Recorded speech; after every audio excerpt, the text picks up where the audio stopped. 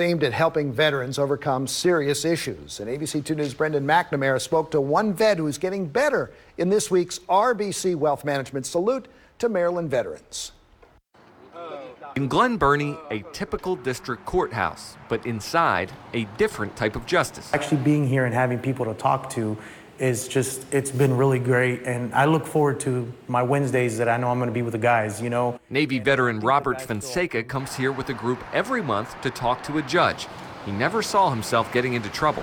You know, I was a police officer in the Navy, you know, and that's what I did. So it's kind of like, you know, when you come back, things aren't the same. And that's the thing, is that when, you know, when you build it all up and the anger and everything, any little one thing can trigger you to blow up. After 14 years in the Navy, the father of 4 now suffers from post-traumatic stress disorder.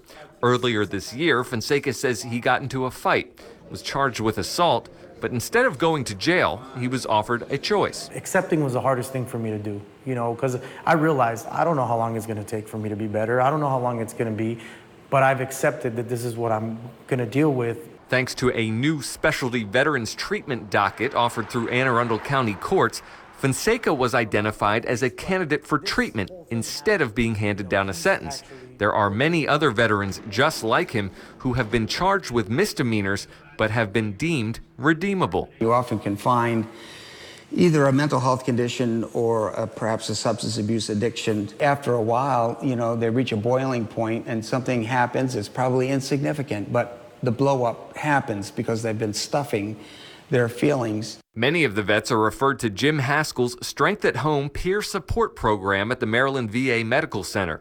He says the treatments often take more time and require more effort than serving a sentence, but can have a lasting impact for those dealing with a variety of issues like mental health, housing, and education. The whole goal of our program is to reduce recidivism, or the tendency for people to reoffend and be recommitted. Through the program, Fonseca says he's doing so well that the judge has asked him if he'll serve as a mentor to others going through the same process. Which shocked me, you know, who would ever thought? It's a common understanding that he says is breeding success. You know, I can't walk around with a card saying, hey, I have PTSD, you know, and people don't know that. So actually having somebody that understands that, you know, and the judge is amazing.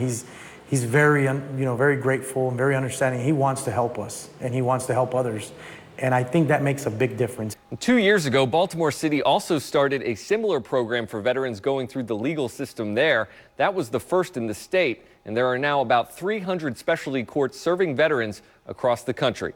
Brendan McNamara, ABC 2 News.